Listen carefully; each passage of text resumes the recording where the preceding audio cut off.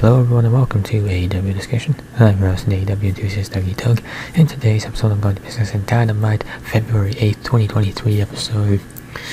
And on this episode of Dynamite, a championship edition of Dynamite, as I think nearly every champion was competed in a match, whether it was the title was on the line or it was a champion contenders match. Nonetheless, it was a packed up. Nonetheless, this episode of Dynamite put the first official match on the Revolution card. So the road to Revolution has officially begun. We have the first match set. And yeah, we're just going to continue to go from there. And with that, we're going to get right into the action. Starting with an AEW World Title Eliminator match, Konosuke Takeshita versus MJF. And this was a great opening match that did not overstay its welcome and featured jam-packed action in a 20-minute window. Takeshita once again performed up to the moment, but it was MJF's command of his work as well as the audience that helped enhance the contest. The crowd was, they were all over him, whether it was for his cheap tactics, they were all over him for his cheap tactics, be it rolling to the floor or draping his foot over the bottom rope to break up a pin. Whether it was showing off his in-ring psychology or physical attributes such as a backflip spots, he put on the show and proved that even after not competing for a couple of months in the ring, he could come back and still be as good as ever.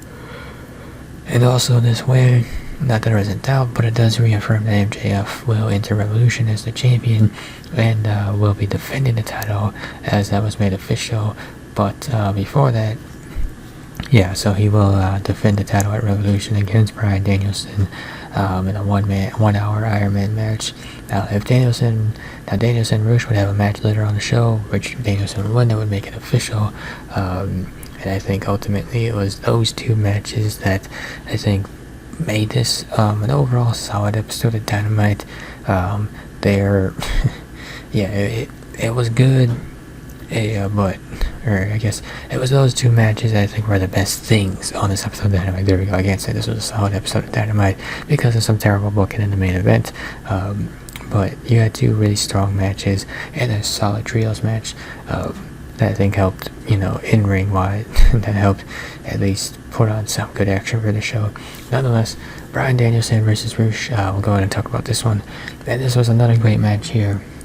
As Danielson continued to assert his greatness, and Rush reminded people why he was once considered the future of Ring of Honor. Both men performed great, delivering up to expectations and putting on a pay-per-view level match. It was an intense, hard-hitting affair. That's how the American Dragon get bloodied up and take everything thrown at him before proving that his will was as strong as ever, even if his body might not have been. The post-match beatdown by MJF, great stuff, and built even more heat for him ahead of their match at Revolution, which could be a defining match in the young career of MJF. So yes, it is official. MJF versus Bryan Danielson, 1 hour Iron Man match for the AEW World Title, and man, just one match on the card is enough for me to want to buy Revolution just to see it. I will be curious to see how AEW books the rest of the Revolution card, because normally they like to cram at least like 10 matches on the card, but when one match is supposed to go an hour, I don't know if that's a wise thing to do, because AEW already has pay-per-views that go like 4 hours. I think the last thing we had is another extra hour, like 5 hours of a pay-per-view. That's a bit much right there. And then there's an AEW World Trios Championship match, the Elite versus AR Fox and Top Flight. The challengers in this match would fall just short, but not without a breakout performance from Fox. The indie veteran seized another opportunity and showed out. Overall, great performance from him. They hung with the Elite and appeared to have Omega, Nick, and Matt teetering on the edge of defeat on more than one occasion. Ultimately, Omega was able to out-wrestle them late and escape with the titles via a roll-up. This was a wild and fun party match that had fans invested from the get-go and allowed the challengers to shine. So, yeah, nice to see Fox get this opportunity here. Very chaotic towards the end of this match. And I guess, there was the main event, and I thought about how I wanted to talk about it, and I guess I decided that I don't want to talk about it. All I really want to say is that it seems like a terrible decision.